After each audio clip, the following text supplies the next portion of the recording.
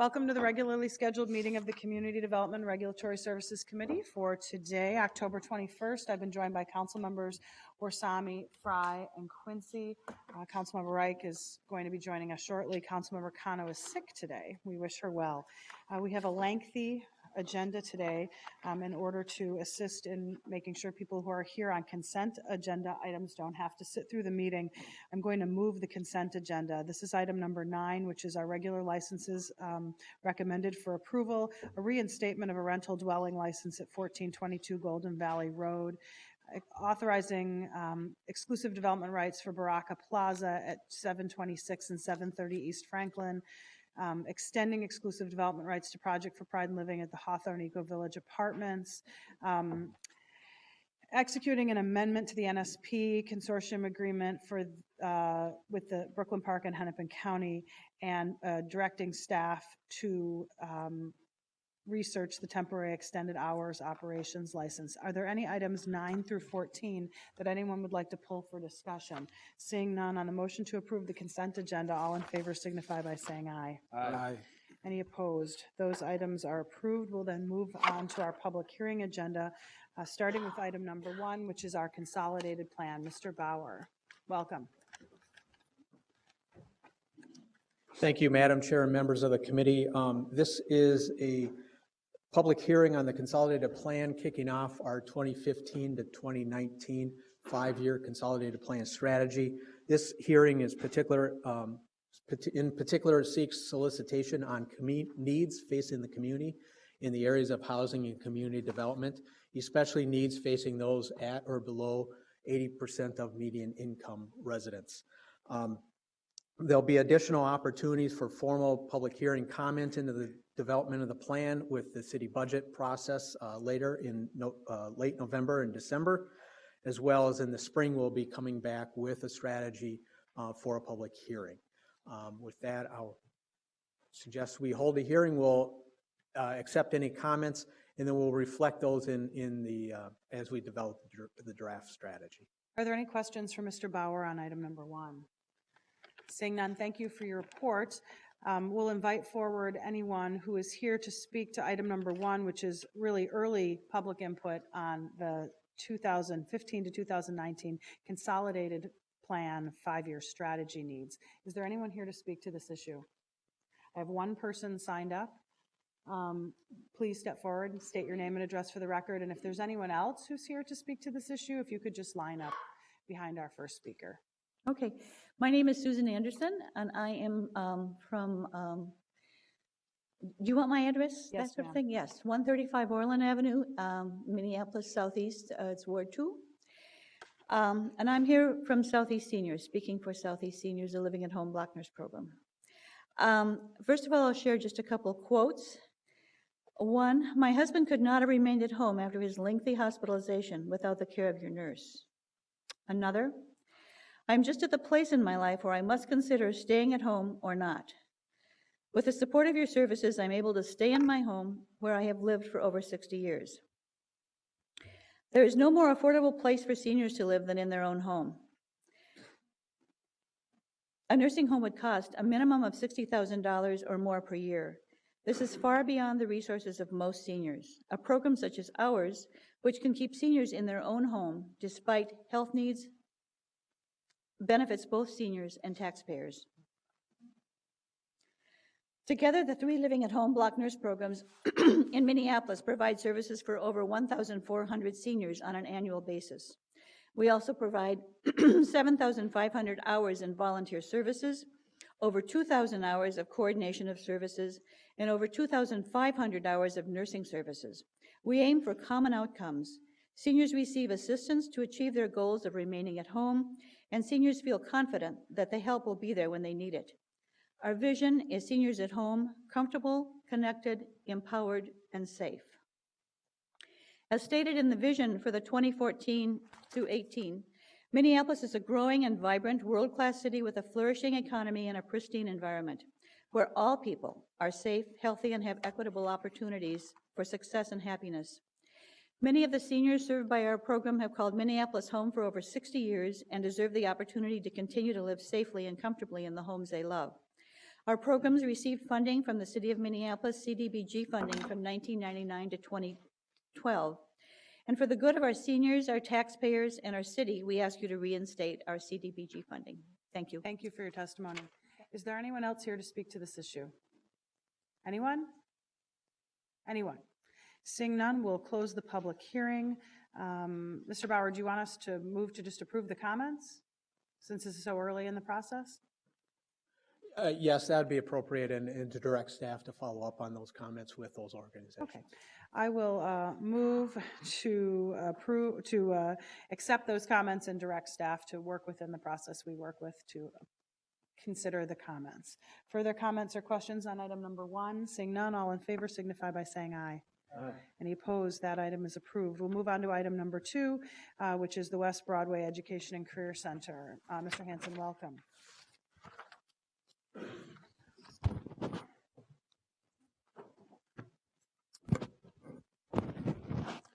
I always have trouble with these microphones. Good afternoon, Madam Chair, members of the committee.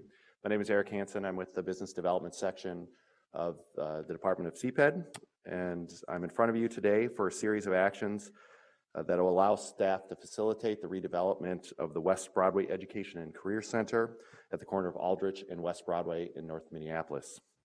The West Broadway Education and Career Center is a $6.7 million full redevelopment of a vacant and tax forfeit building at 800 West Broadway.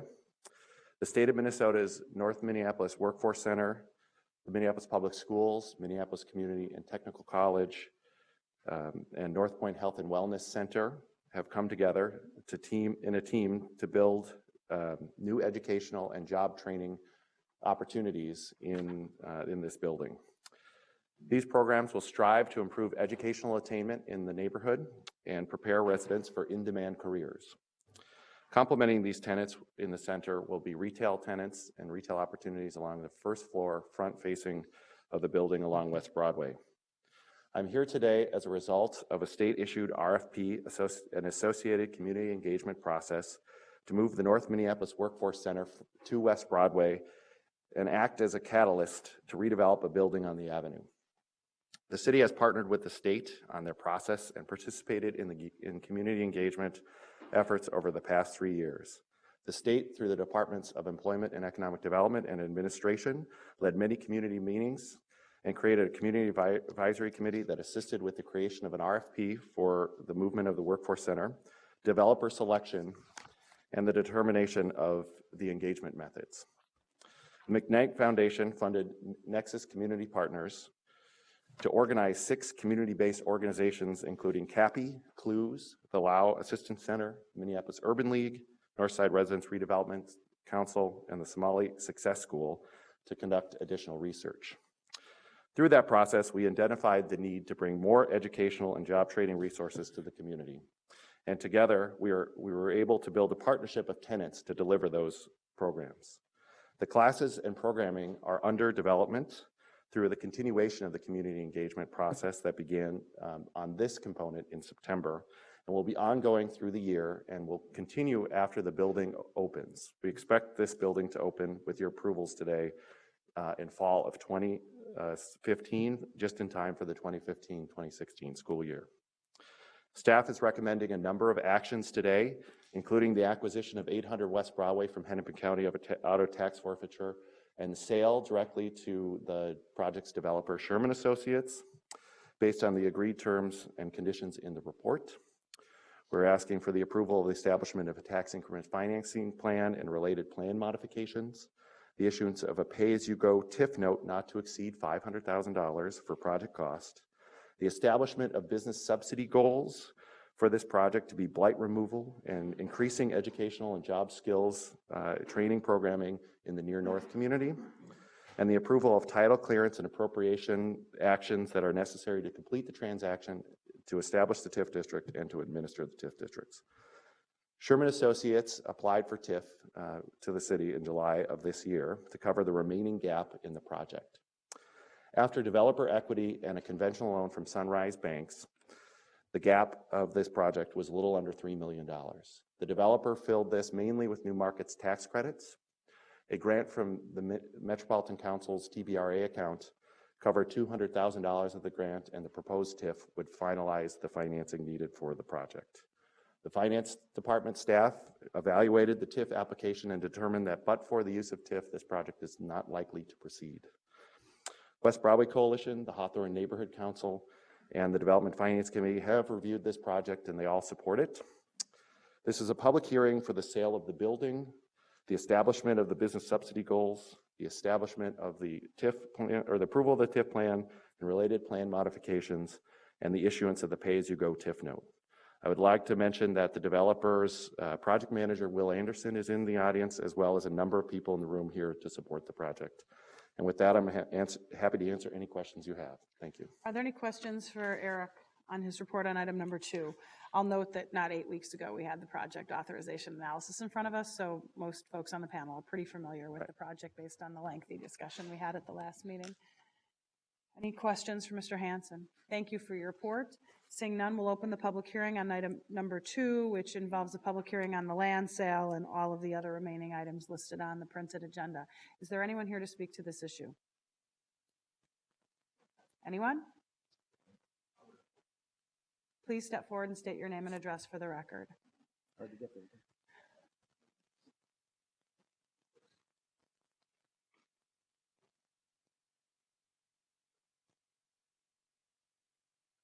Madam Chair, members of the council, my name is Bill English. I've lived in Minneapolis for more than 40 years. I currently live in Minneapolis, but I sleep in Plymouth. It's an unusual arrangement, but it is the truth for lots of reasons, including needing to stash my retirement fund someplace that I was shook to recover it. But I'm here to speak in favor of this project. And to do that, I was tell you that I had a conversation with a brother of mine who lives at 26th and Irving. And he had just been laid off after 22 years at American Express. And when I was speaking with him, he said, I have an appointment at he called it the unenjoyment office. And I laughed. I said, you know, you could be a comedian, because I'd often referred to as the unemployment office, as many of you know. The point I make with that statement is this new center is evolutionary. It's what it should be. It is a combination of allowing people who need unemployment benefits to get it there in the community. It is also bringing in various kinds of workforce training and development, which is desperately needed in the zip codes of 55411, 55412, and others. Desperately needed. I'm also the project consultant on a project called the North Job Creation Team, which is designated and been working 18 months to attract companies to North Minneapolis to overcome some of the transportation issues that you are all familiar with. We're making some progress. We have 3 companies interested in relocating and some other exciting things that I won't bore you with today. What I'm here to speak to is on behalf of the North Job Creation Team, that we see our work with DEED as complementary to each other. We cannot get our work done without the Department of Economic and Employment Development, and they cannot get theirs done without our support. This workforce center is a new start. It's an evolution from being called an unemployment office, or unenjoyment as my brother called it, to a place where people can come and get the assistance they need, because we're in desperate need of quality workforce training and development in North Minneapolis. You know the unemployment figures in that community as well as I do. And we have employment. We have employers looking for qualified people today. Something more than 42,000 in the state. I don't know the exact number in Minneapolis, but I know just a few weeks ago, we tried to fill 35 jobs from North Minneapolis with the DC group, and we've had trouble finding qualified residents. That speaks to the need of this center. So on behalf of the North Job Creation Team, my family, which all live in Minneapolis, my children, the property owned in Minneapolis, and while I sleep in Plymouth, I'm a North Minneapolis resident, I ask you to approve this project. Thank you, Mr. English, for being here today. Is there anyone else here to speak to this issue? Please step forward and state your name and address for the record. Good afternoon, George. Good afternoon.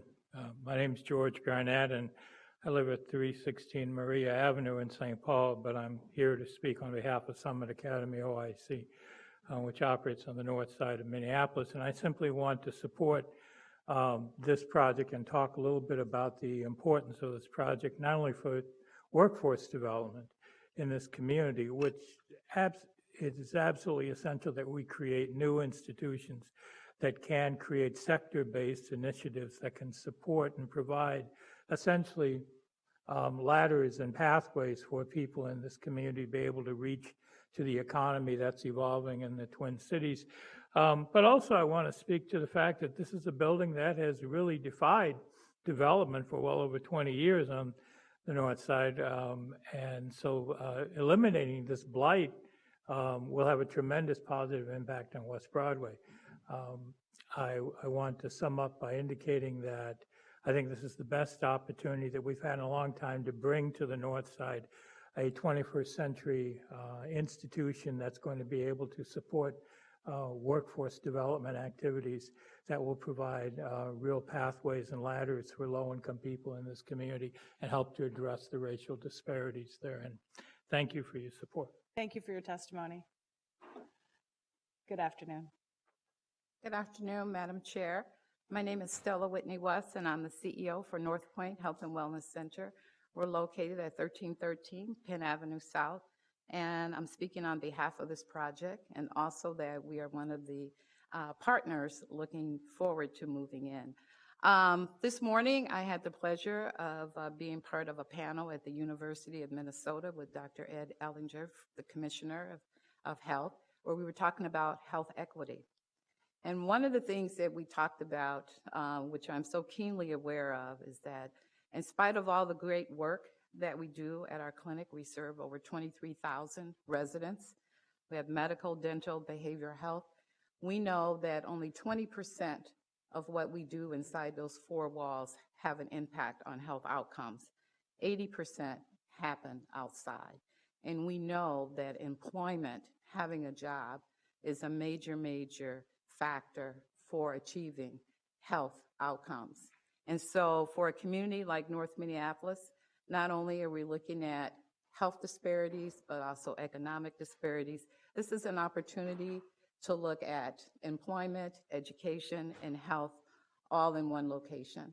We are really excited about it. We plan to provide medical services there, dental services in collaboration with the University of Minnesota using dental students, also behavioral health services. We know that for those who have long-term unemployment issues, that mental health, physical health is extremely important for them to be prepared to go to work. So we're excited about the project, and we certainly hope that you will support it. Thank you. Thank you for being here today. Good afternoon. Good afternoon. My name's Holly Hollister. I'm the owner of H&S Bookkeeping. Been in business for 7 years. Been on the north side for 14 years. Prior to me starting my own business, I worked for Nordstrom. Lost my job, and the Workforce Center was a important tool for me for deciding to start my own business. The problem with that also is we need to keep them in North Minneapolis. If they wasn't where they was at, I wouldn't have defined where I would be today.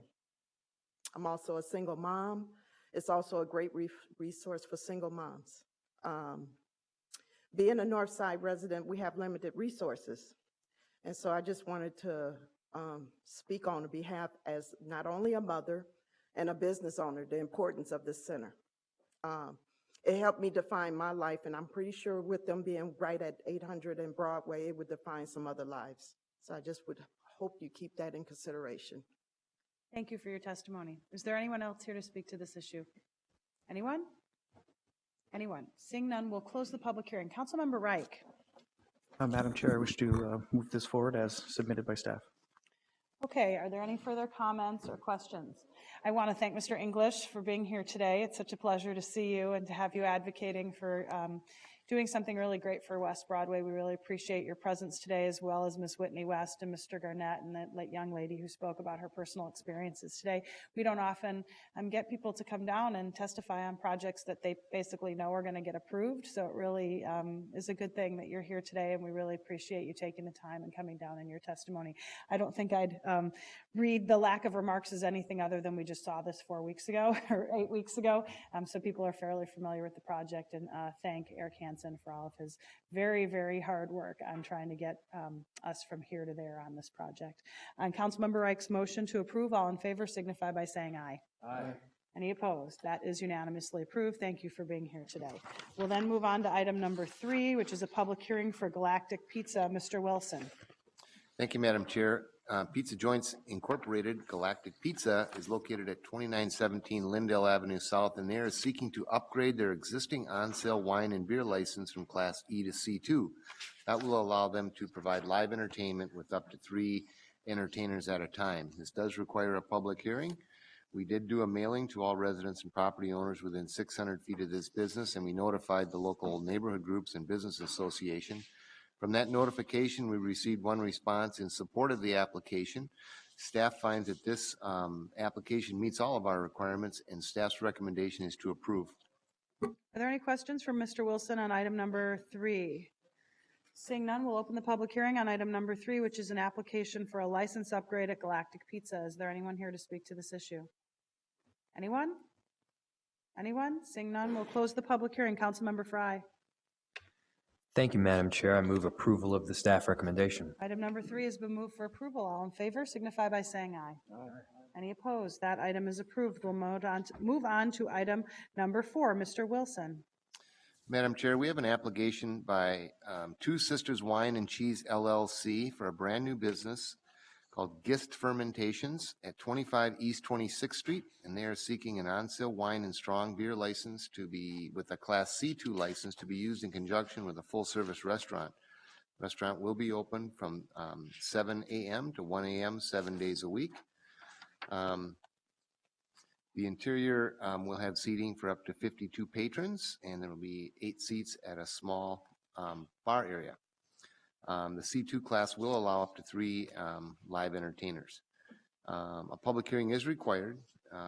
We did mail notice to all residents and property owners. We posted 4 apartment buildings in the area, and we did notify the Whittier Alliance. We received no response from our notification process. They meet all of our requirements, and staff's recommendation is to approve.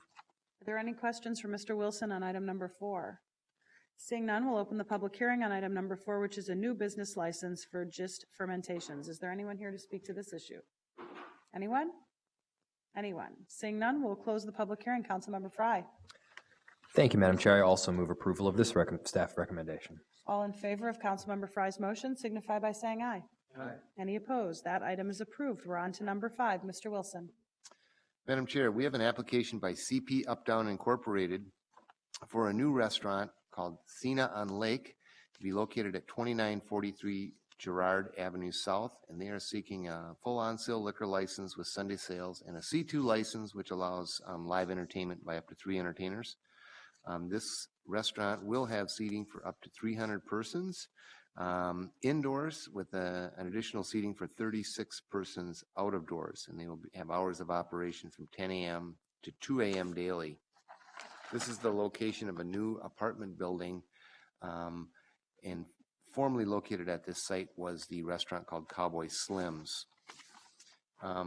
Public hearing was required.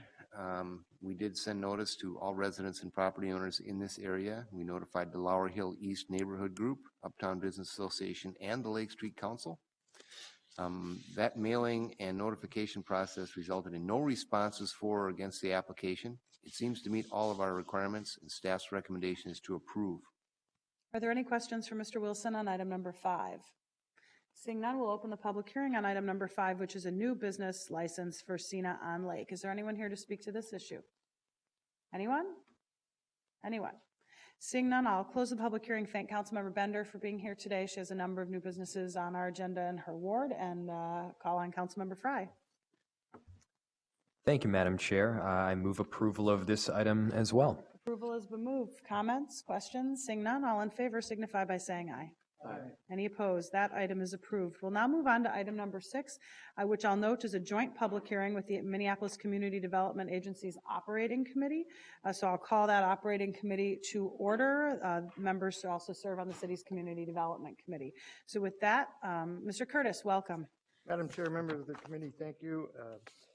What you have before you is a request for preliminary and final approval of up to $2,805,000 in 501c nonprofit, bank qualified, bank direct tax exempt revenue bonds. This is for the Stonebridge Building Company, which is an affiliated company of Stonebridge World School, both nonprofits. The facility the funds are for acquisition and renovation of the facility at 4530 Lindale Avenue South. The Stonebridge Building Company would be acquiring it and renovating it, and the entire facility would be leased by the community school. Stonebridge World School started as an alternative school in the Minneapolis public school system and it became a charter school in 2007. Its authorizer was Pillsbury United Community. It's currently in the facility. It has been there for 4 years. It has 320 K through 6th graders. The school is much more than just the educational aspects. It offers full-time kindergarten, full-day kindergarten, extended days, 7 hours for additional learning, summer learning, and has accelerated learning, transportation, and it serves foods for the students.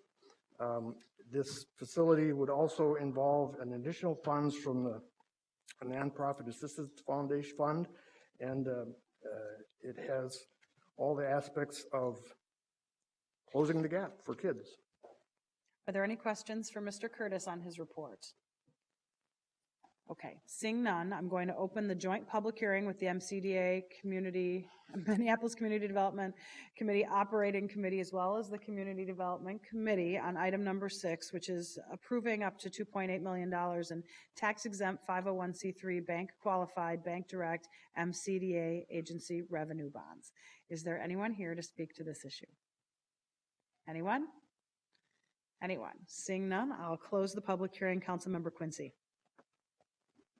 Thank you, Madam Chair. I'd like to move approval of this item. Approval of item 6 is in front of us. Further comments or questions? Seeing none, all in favor signify by saying aye.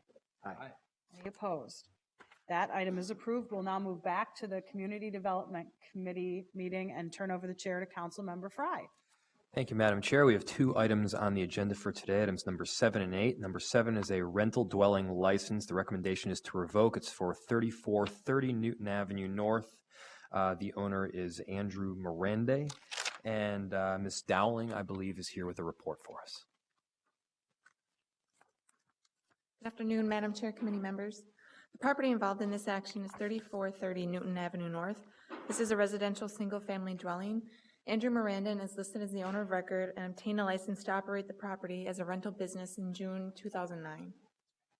On November 4th, 2009, an inspection was conducted, which resulted in an order being issued, directing the order to provide proof of certification in renovation and remodeling from an accredited training source pursuant to the Environmental Protection Agency's lead renovation, repair, and painting program. The compliance date established on the order was March 6, 2013.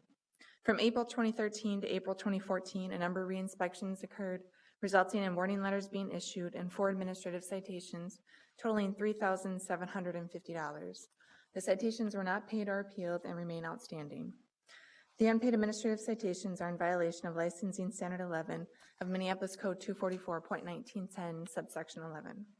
On February 7, 2014, a notice of director's determination of noncompliance was sent to the owner, giving him 10 days to comply by paying the pending assessments, totaling the amount of $4,125 for the 2014 levy year.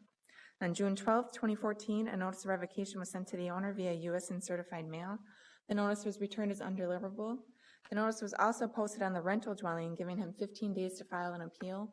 No appeal was received. At this time, the city is requesting revocation of this license. Thank you, Ms. Dowling. Do we have any questions for staff at the moment?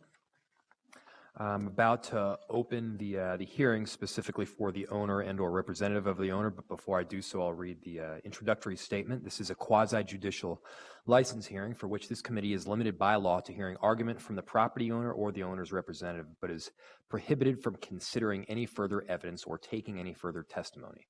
This means that you are required to limit your comments to arguments specifically addressing the evidence or testimony introduced before the hearing officer, which is part of the record that is already before us. You may not offer, and we may not consider any new or additional evidence based solely on the existing record and the arguments that the parties make today. The City Council may affirm, modify, or reverse the recommendation that is before us. The present scenario is that we don't have an appeal at all, so we're even more limited to considering any additional evidence. That being said, is there an owner and/or owner's representative that is here today to speak? Is an owner or the owner's representative here? Is the owner representative here? Seeing that nobody's here, I move to revoke in accordance with the staff recommendation on item number 7. All those in favor say aye. Aye. All those opposed say no. Moving on to number 8, it is a nuisance condition process review panel. The recommendation is this is a garage at 3118 Park Avenue, and the presenters is Farouk Asmodeh. I apologize if I butchered your name. Good afternoon, Madam Chair, committee member. This matter came before the nuisance condition process review panel on August 14, 2014. At this hearing, the property owner, Mr. David Newell, appeared and spoke on his behalf. The panel agreed to continue the hearing for 30 days for Mr. Newell to provide the staff with a proposal to show how would accomplish the recommendation that was contained in the engineer's report. The hearing resumed on September 18, 2014, and Mr. Newell did not appear, nor did any individual representing Mr. Newell. The department had received no proposal or additional reports from the owner prior to the hearing. 3118 Park Avenue is a single-family dwelling in the central neighborhood. 3118 Park Avenue has a garage that is accessory to the single-family dwelling. The garage is a 2-story, 3-car garage built around 1900. The garage is 560 square feet and sits on 5,631 square foot lot. The garage has been determined to be substandard condition. There are structural concerns and multiple violations of Minneapolis Housing Maintenance Code. Development Services staff has conducted a historic demolition review of the property. They have signed the wrecking permit and returned it to problem property unit staff. The estimated cost to rehabilitate the garage is between $12,385 to $18,575 based on the means square footage estimate. The assessed value of the entire property in 2014 was $184,000. The assessed value in 2011, 12, and 13 was $171,000. The contributory value of the garage is $8,500 as determined by the CPAT contracted appraiser. Estimate cost to demolish the property is between $8,000 and $12,000. The Central Neighborhood Development Association, an owner within 300 feet of 3118 Park Avenue, were mailed requests for community impact estimate. The department received 3 responses. 2 stated that if owner can rehabilitate the property to do so, and 1 said that the property had a negative impact, that is in poor structural condition and protruding into the alley, creating a hazard. They were also concerned about the garage collapsing into the alley. The nuisance condition process review panel recommends that the director's order to raise the garage at 3118 Park Avenue, Minneapolis, Minnesota be upheld. Thank you. Thank you, Mr. How do you pronounce your name, just so I get it right? Farouk Asmodeh. Asmodeh. Yes. Thank you very much. Do we have any questions for Mr. Asmodeh? Seeing none, I will open the hearing specifically for the owner and/or the owner's representative. The same statement that I previously read, which is the only facts that are already in evidence at the appeal. Those are the only facts that can be heard right now. But is the owner and/or the owner's representative here today? Yes. And please come up. If you could state your name as well as your address for the record, please. Hi, my name is Susan Newell. I stay at 3118 Park Avenue South, Minneapolis, Minnesota, 554. It was Susan Newell, you said? Susan, yes, S-U-S-A-N, Newell, 3118 Park Avenue, Minneapolis, Minnesota, 55407. All right, Ms. Newell, before you get going, so what happened is you attended a panel meeting where the panel agreed to continue the hearing for 30 days to allow you, and I'm assuming your husband, to provide staff with a proposal to show how you could accomplish the recommendations that were contained in the engineer's report. There was a continuation. There was a following subsequent hearing where you were supposed to submit those plans, and you didn't show up. Can you give me an explanation for why that was? Yes, sir. First of all, the first meeting I did not attend. So I was at school that day, so I did not attend with my husband, but my husband did attend. So with his understanding, it was that he was supposed to submit it to Mr. Farouk, Mr. Bacchus, the way that Mr. Spivey, and they wanted Mr. Spivey to call them and have a conversation with him how he was to repair the garage. Who's Mr. Spivey? Mr. Spivey is our contractor.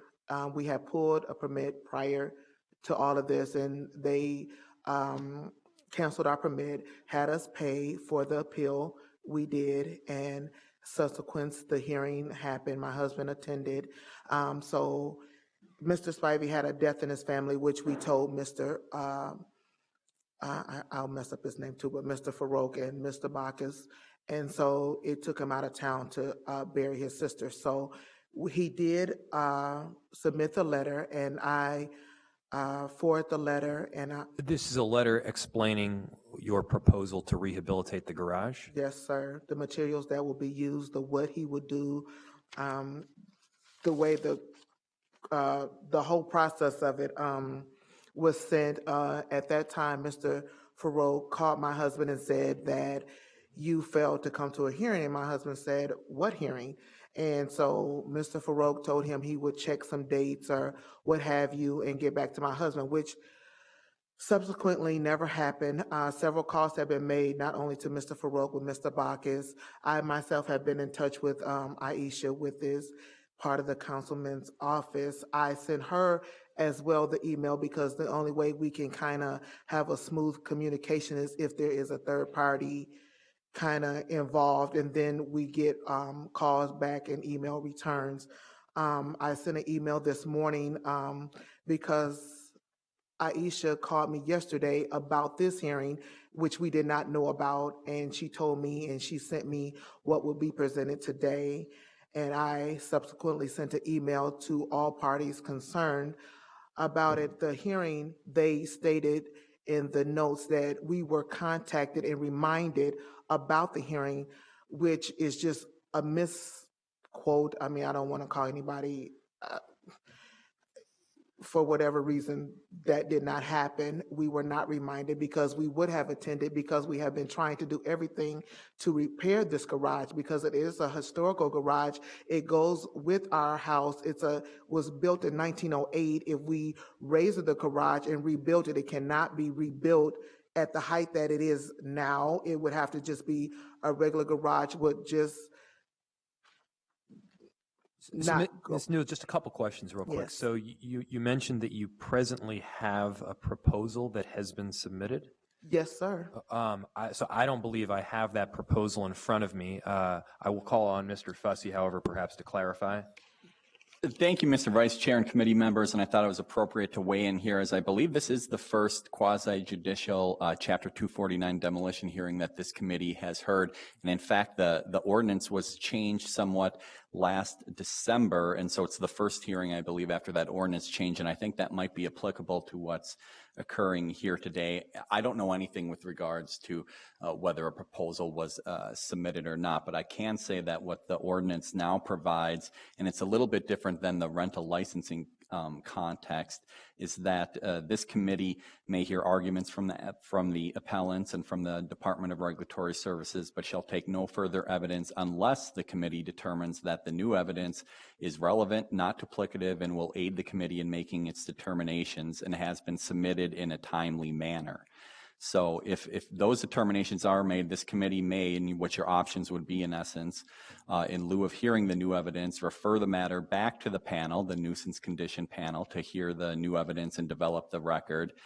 Or you may hear the new evidence yourself today, but in which case you would have to ensure that the city has an opportunity to respond to the evidence. So the way that I would interpret that is I think that if you determine that this new evidence is relevant regarding their proposal and that it was submitted in a timely manner, or at least attempted to be submitted in a timely manner, then probably your most efficient option would be to simply refer the matter back to the nuisance condition panel. However, you do retain the discretion not to hear that evidence if you think it has not been submitted in a timely manner.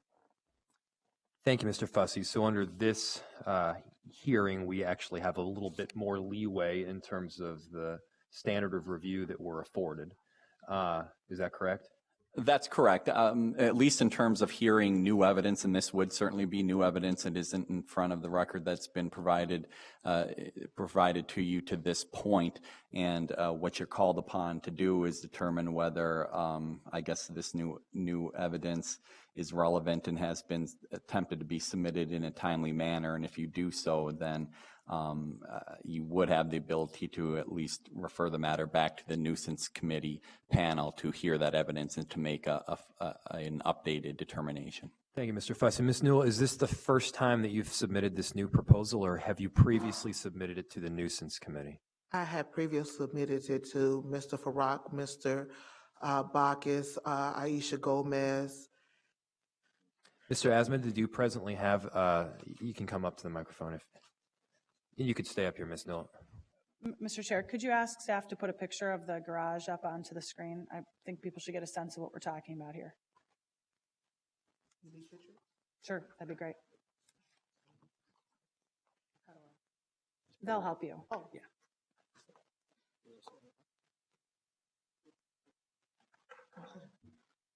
Mr. Asmund, do you presently have the new proposal? I have the new proposal that was not received before the September 18th nuisance panel meeting. It was received on the 22nd of September. It was 4 days after the fact, and I have. So we're looking at a photo right now of the garage. Yes, sir. Okay. Clearly, it needs some help. Go ahead. I was just going to explain. Go ahead. The part that needs to be repaired is this back wall here. When it was knocked off the foundation, that back panel, it's kind of down further. Not really my hands in the way, but the very bottom part of that is what is knocked off the foundation. So it has to be raised and rebuilt, that back wall. And other things had been, it was scraped and painted, the roof was replaced. There were a lot of things that they asked us to do that has already been done. And so the last part that we have to complete is that back wall. So is this a present picture or is this the before? This is, can I pick it up? Yes, you can pick it up. I'm sorry. I mean, I hope it is exceedingly clear because the present state is not too pretty. Well, the back is not too great. That's what needs to be repaired is the back wall. So that is not up to code, and that is what we're trying to fix. So, Ms. Newell, the amount that it's the estimated cost to rehabilitate the garage is between $12,000 and approximately $18,000. Do you agree with that assessment? I don't agree with that, no. Okay, how much money have you presently invested or are you planning to invest into that property? Well, we've paid $7,000 for the roof. We have painted, scraped and painted, which was another $3,000. So I guess I would agree once I have said money previously spent and money that is yet to be spent. So I guess if we're adding that together, I would agree. Mr. Asmodale, when's the next nuisance committee meeting?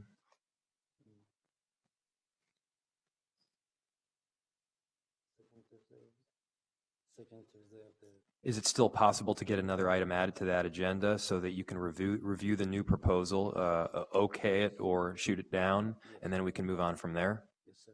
Okay, well, I would, Mr. Fuss, you might need to help me with this motion here. Mr. Vice Chair, I believe if I understand your intent, you could simply move to refer this matter back to the nuisance condition panel. Okay, do you have anything further to say today, Ms. Newell? I'm about to close the hearing. I don't know how further you want to move. I mean, I had more to say. I don't know if it's necessary Okay. if you're referring it back. So I think guess- we've really touched on all the relevant Okay. pieces at this point. All right. So I will close the hearing, and I will move that we push this matter back to the nuisance committee, which is to be set on which date? Second Thursday of the next month. So it's the second Thursday of November. All those in favor? Councilmember Goodman. Thank you, Mr. Chair. I want to make it clear, though, that this is the last time we want to waste this committee's time dealing with this micro issue. This is a cool old block, and it looks like you have a very unique garage and a very unique part of town that we're trying very hard to preserve.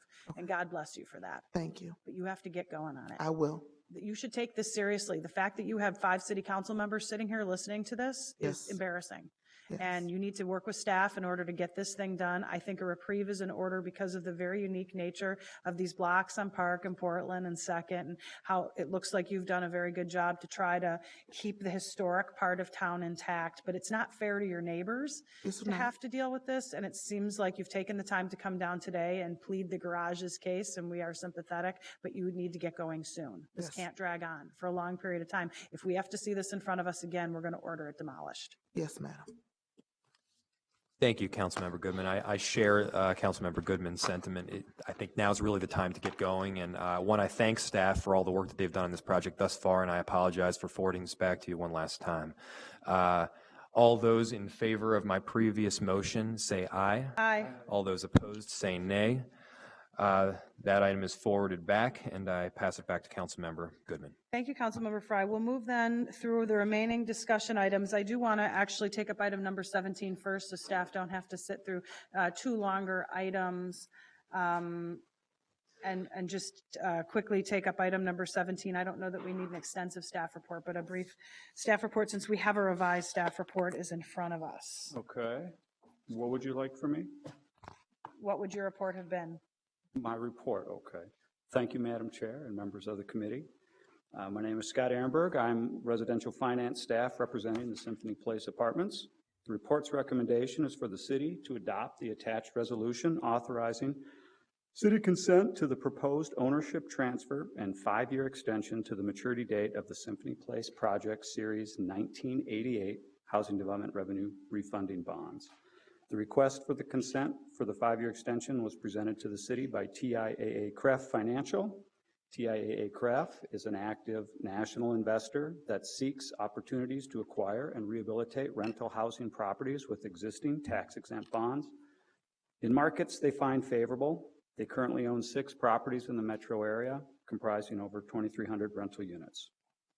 The bonds on Symphony Place currently mature December 1st, 2014.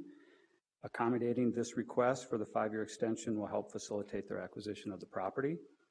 Symphony Place Apartments itself is a 250-unit mixed-use rental housing project located at 1117 Marquette Avenue in the downtown west neighborhood of Ward 7.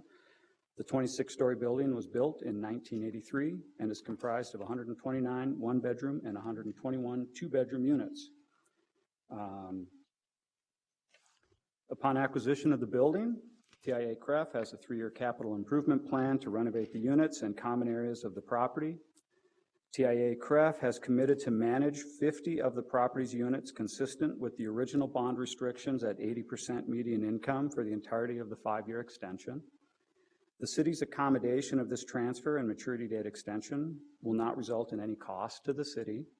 The city will continue to receive its semi-annual bond administration fee on the outstanding principal amount of the bonds for the duration of the 5-year period. Are there any questions for staff on this report? The reason I put this on discussion was over this assertion that these units were affordable, which I find laughable, especially in this crowd sitting here right now, that these units, you know, that are expensive in Symphony Place are affordable to people at $62,000 a year. But since we don't have to pay anything for these affordable units, I guess there's really not any negative to doing this. But I appreciated your feedback, by the way. I took umbrage with the assertion that this was affordable housing, especially downtown, and I wanted to make sure there would be another reason for us to do this, and obviously the other reason is they're paying us to do it. So as long as they pay us to do it, a fee, and we don't call this affordable housing because it really flies in the face of the work of all the people who do affordable housing, you being one of them, that we not call this affordable. We just call it what it is, which is extending our loan payment out in return for a capital investment, as well as some level of affordability higher than high market rate downtown. That's why I put it on discussion, but it sounds like we've had a number of discussions about why we would do it otherwise. No, I definitely understand. On the motion to approve the staff recommendation, all in favor signify by saying aye. Aye. Any opposed? That item is approved. Thank you for waiting here today. We'll then move on to item number 15. So, John, I don't know that anyone has met you other than perhaps myself and council members Reich and Quincy. If you could introduce yourself too, because you're taking over this very important job. My name is John Clevenger. I've been with the city about 15 months. I work in residential finance with Scott that just spoke. I come from a background of syndication and underwriting, and I'm very excited to be at the city of Minneapolis. So we're very happy to have you doing this. The person doing the Affordable Housing Trust Fund work is very valuable to us, and it seems like you're someone who has great skill set to be able to do this, so welcome to our committee. Thank you. So I'll begin. Thank you, Madam Chair, members of the committee. The City Council established the Affordable Housing Trust Fund to assist with the development and the preservation of affordable housing units in the city of Minneapolis. From 2003 through the end of 2013, the Affordable Housing Trust Fund has helped produce over 6,100 construction-completed housing units, of which approximately 4,100 were affordable to households at or below 50% of AMI or area median income. The Affordable Housing Trust Fund awards are structured as a loan, with the maximum amount of the award provided to a project being the lesser of either $25,000 per unit affordable to households with incomes at or below 50% of AMI, or 15% of the total development cost minus reserves. Finally, all housing developments receiving an Affordable Housing Trust Fund award must make at least 20% of their units affordable to households earning this 50% or less of AMI before being made eligible to receive an Affordable Housing Trust Fund award. For the 2014 Affordable Housing Trust Fund RFP round, approximately $6.8 million was initially made available. 13 applications were received, seeking a total of approximately $7.1 million. All the applications were reviewed and evaluated using the established Affordable Housing Trust Fund underwriting standards. Today, I'm recommending the approval of 11 projects, of which we will award approximately $6.1 million in Affordable Housing Trust Fund awards. The recommended awards are as follows. Affirmation House is being recommended for an award of $125,250. So John, Yes. maybe if you're here for that project and he calls your project, you could just stand up so people know who you are. I did get a number of contacts this morning of folks who were not able to be here today, and I don't think their absence is any indication of their anything other than they were very busy. So there's a few people who can't be here, but as you go through them, maybe the project teams who are here could just quickly stand up. Okay. I would like to make this award is subject to the development receiving Federal Home Loan Bank funding. So thank you very much for being here. Phase 1, or is now called Prospect North Gardens. This project is being recommended for an award of $1,025,000. This award is subject to the partnership securing a limited partner equity investor. The next one is Corcoran Triangle. Corcoran Triangle is also being recommended for a supplementary award of $415,000. and this award is subject to the project receiving funding from MHFA this round. The next one is Indian Neighborhood Club expansion. This project is being recommended for an award of $160,000. And it should be noted that erroneously in the RCA, PPL was listed as a co-developer, and that has since been corrected. So they shouldn't be struck from the record as being involved in that project. Number 5 is Little Earth. This one is being recommended for a supplementary award of $190,000. Marshall Flats. Marshall Flats is being recommended for a supplementary award of $100,000. Mill City Quarter. Mill City Quarter is being recommended for a supplementary award of $300,000. Opportunity Housing. Opportunity Housing is being recommended for an award of $650,000. Plymouth Stevens House. Plymouth Stevens House is being recommended for an award of $1,250,000. This award is subject to the partnership repaying the outstanding City of Minneapolis mortgages that are currently on the Plymouth Avenue Townhomes and Stevens House sites, respectively. Number 10 is Rental Reclaim 6. Rental Reclaim 6 is being recommended for an award of $750,000. And finally, YouthLink. YouthLink is being recommended for an award of $1,150,000. And as you may have noticed, 4 of the previously mentioned projects are being recommended for a supplementary 2014 Affordable Housing Trust Fund award. It should be noted that the total award, both the original award added to the supplementary award, still must meet the guidelines for the maximum Affordable Housing Trust Fund award available to any individual development. So as a quick summary of the deliverables from the recommended projects, the projects in this round will create or preserve 1,021 units, 530 of which are new construction, and 491 are stabilization or preservation units. The only units that will go into poverty-impacted census tracts are the 30 rental reclaim 6 units. This assumes, of course, that these rental reclaim units will go into the poverty-impacted areas, as we do not have the addresses for these properties as of yet. There is an approximately 3-to-1 ratio of units going into non-minority impacted census tract as compared to the units going into minority impacted census tracts. The only new construction units that will be placed in the minority impacted census tracts will be the Indian Neighborhood Club. And finally, approximately 50% of the total units being developed by the 11 recommended projects in this 2014 RFP round will be affordable to the residents with incomes at or below 50% of AMI. In conclusion, the Affordable Housing Trust Fund requires timely completion of projects within the context of the established funding cycles of other funders such as MHFA. The Affordable Housing Trust Fund project awards are reserved for 15 months from the City Council approval date.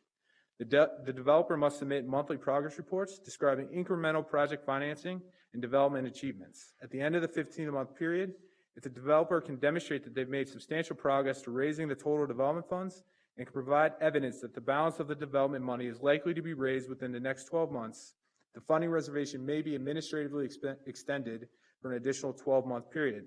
Projects unable to meet these timelines may have their awards rescinded. Finally, all projects receiving a supplementary Affordable Housing Trust Fund award are held to the timely completion conditions from the year of the first Affordable Housing Trust Fund award for that project. At this time, I'd be happy to answer any questions that you may have. And if I am unable, the project coordinators that underwrote each respective deal and the applicants themselves are here as well. Thank you very much. Are there any questions for staff on the larger staff recommendation? Any comments anyone would like to make? Councilmember Quincy, followed by Councilmember Fry. Thank you, Madam Chair. It is just a comment. Just an extraordinary report. Amazing organization, concise, and really evidence of great staff work. Helping all these developers doing great work across our city, whether it's new construction or whether it's rehab and support, helping them navigate this process to have these great outcomes. So I just wanted to thank you and, of course, Mr. Lutz and everybody on the development team that puts this work before us. It's a great pleasure to work on this kind of projects. Thank you very much. Councilmember Fry. Thank you, Madam Chair. After receiving an extensive briefing from Professor Goodman over here this morning, I'm somewhat more knowledgeable on this topic, but still a lot of learning to go. What I did, first of all, yes, thank you, as Councilmember Quincy said, to the staff that have done a ton of work on this project. And I think what I really wanted to point out is this $6 million figure is by no means shows the need. This is the $6 million of projects that were ready to go, that meets the specs that the city has set forth, which are pretty stringent. So just a message to the public as well as my colleagues, most of whom are already on board with this, we need more money in the Affordable Housing Trust Fund going forward. So I thank you, John. It's a pleasure to work with you, and I will say, despite the lack of a director in this position, Wes Butler and his team and Kathy Pulaski and Chuck Lutz have done a really great job of keeping the wheels turning. And our piece is just but a small piece of the larger piece of the work that everyone's actually doing, and it's much appreciated. I want to say a couple things about a couple of the projects. I know there's a lot of projects on the list, and if I don't say something about your project, it's not because I don't care, it's just because it's not on my mind as I'm thinking about these. I want to note the really good work of our friends at Aon. There are 3 projects that ranked highest on this list that are all in my ward, that are all rehabs of existing structures that people never thought would even happen when Aon took on these projects. Projects like the Continental Hotel, which is across the street from Loring Green, some of the most expensive property downtown, and operates flawlessly, right in the heart of a fairly affluent area. The La Moreau next to the Target Center, a project we worked on together at Aon when I first came on to the council, trying to add on to an existing building, as well as the 1800 First Avenue Youth Project that Aon has so lovingly kept up over a long period of time. But it's not just in my ward. Look at what's happening at Little Earth with such a small amount of money, an amazing investment with a very little developer fee and such selflessness in the work that they do at Little Earth. Such a small amount of money goes such a long way, and we're happy to be able to help you, and I'm just really ecstatic about Councilmember Lilligren being here representing Little Earth today, because it says to us that this is a community and an organization that will move forward smarter and better than ever under his leadership, and it's such a great thing. I'll note that our good friends at Clare Housing continue their amazing work in our community. I could just cry thinking about it, because this is a project that was so embraced by Councilmember Reich in this neighborhood that might not have been so embracing of a project like it. And it's a mixed use, mixed income project, proving that supportive housing services and projects that get 9% tax credits can be so beautifully integrated into communities. And I congratulate you again and welcome you to come to the 7th Ward anytime you want to do a project with me. Which brings me to the project I probably put my heart and soul into the most, which is Youth Link's project for homeless youth. I am distressed about the low-income housing tax credit situation, but we will stand by you in getting this project done. 45 units for homeless youth who are living in our community under a bridge and on a bus and in a bus shelter. Your new model for creating housing for homeless youth is something that we are behind 100%, and we will help you figure out a way to get from here to there. There are a lot of great projects in this pool. We need to make sure that we can do our part on the larger continuum with all of our partners. We don't build housing. We just help the people who are doing the actual work, and I appreciate those of you who are here today doing that actual work. We are happy to be a very tiny piece of it, and our piece now is to figure out how to help you succeed in a much more fulsome way. So on John's really great staff recommendation, all in favor signify by saying aye. Aye. Any opposed? That item is approved, and I'll invite Dolly up to talk about the low-income housing tax credit allocation. Good afternoon, Madam Chair, members of the committee. I'm Dolly Crowther, and I'm here to present the report for year 2015 low-income tax credits. We received $1.4+ million of tax credits. That sounds like a little, but that's times 10. So actually, we received $14 million to divide among 3 projects. We did a QAP in the spring, and we had no changes to our allocation plan, but we did rank the projects. Understand tax credits is fierce. Everybody wants them, few get them. We had 8 applications for totaling $7+ million in TDC, and we funded 3, and we fully didn't fund 3. We funded 2.5. Tax credits represent a third or a half to any project. It is equity to a project. We are here today to approve Opportunity Housing, Anishinaabe BG Win, and Clare Housing. The first ranking one was Opportunity Housing, which has already been mentioned by Councilmember Goodman, and Anishinaabe, which is PPLs, and Clare Housing. We are ready to move forward with these. We will issue reservation letters, and the developers have approximately between now and 2 years to close the project. Again, tax credits are fierce. We're now looking for other funding and would like to move forward. Also understand tax credits is equity to a project, so it can be used for any cost associated with the project. We, as the city, act as the sub-allocator. The state of Minnesota is the mother of the tax credits, and we are issued tax credits, just like Dakota County and St. Paul. But again, we are ready to move forward on 3 projects. Are there any questions for Ms. Crowther? So I appreciate you noting the amount of money. Actually, it's twice what's going out in the trust fund. So it's a significant equity contribution to a project, and anytime anyone at the university or otherwise threatens our ability to use 9% tax credits, we will fiercely fight that back, because these are projects we want in our community. In fact, we'd like others not to use their tax credits so that they could be reallocated to us. And I take offense that our city is doing something wrong by assisting these projects, and we will fight back attempts to buttonhole us into a corner and not do projects like this in our community. I really appreciate your longevity, intelligence, and knowledge in this area. You've taught me a lot, and I'm trying to pass that on to others. Thank you for your very good work. I was going to say, Councilmember Crowther's recommendation to approve the tax credits. On staff recommendation to approve these tax credit allocations, all in favor signify by saying aye. Aye. Any opposed? Those are approved. Thank you very much for your work, Dolly. And then we'll move on to our last item, which is item number 18. I know Mr. Carroll's been waiting a really long time, and this is a lot of work, maybe even more projects to review. Mr. Carroll, welcome, and thank you for waiting so long. Madam Chair, members of the committee, I'm Kevin Carroll from the Business Development section of CPED. We have 3 local brownfield grantors that provide funding to investigate and clean up contaminated properties. The state of Minnesota, through its Department of Employment and Economic Development, the Met Council, and Hennepin County. And at some point in the misty past, they coordinated their application timetables. They have 2 rounds per year, with applications generally due around May 1 and November 1. We received a number of pre-applications in early September for the fall round.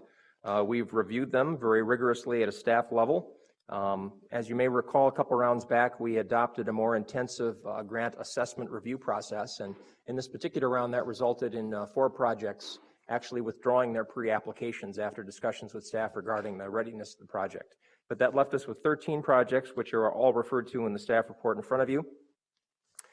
They are seeking or plan to seek a total of a little under $6 million. The 3 grantors will have a total of somewhere between $7.5 and $8 million available in this round. All the grantors require a city council resolution of support as a prerequisite for consideration. And in most cases, these applications are technically going to be submitted by the city on behalf of these projects, which is the reason why it gets such close scrutiny at a staff level. As far as we can tell, all of these projects are either actively supported by their local neighborhood organizations or at least are not opposed by them. We've reviewed these with planning staff, CPED management, and others, and we believe that these projects are all worthy of support. Despite the fact that all 3 grantors are going to have oversubscribed rounds, which is a common occurrence, we think that many of these projects have a high likelihood of being funded, especially those that provide affordable housing units. There's a couple open space projects which Hennepin County favors, and we have one new north side child care facility. And I think all of those have a high likelihood of being funded, and some of the others I think have a reasonable likelihood of being funded. So I'm available to answer questions, if any, and I also invite representatives of the projects to come to this committee meeting in case there are more specific questions. So is there anyone here who hasn't had an opportunity to introduce their project that wants to do so right now? And if you do, please stand up and say the name of your project. If not, that's okay, but you can if you want. No takers, okay. Mr. Carroll, if you could just review for the committee briefly why we don't rank the projects. Admittedly, this is a confusing topic because the grantors require city rankings in some cases, but not others. In the time that they've been doing brownfield granting, they've really never required a city ranking. The explanation that I've gotten is that, number one, there's a lot of money involved. Number two, all these grantors have review and ranking procedures and scoring parameters that have been set either by the legislature or by the Hennepin County Board.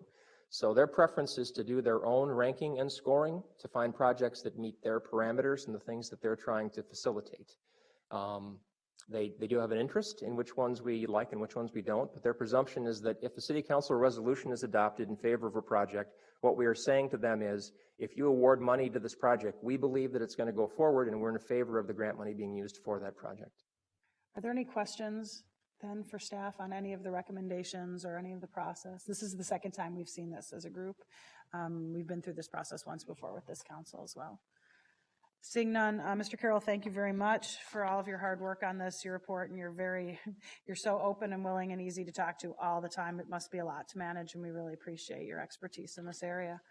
On the motion to approve, I will move approval of Mr. Carroll's recommendation. All in favor signify by saying aye.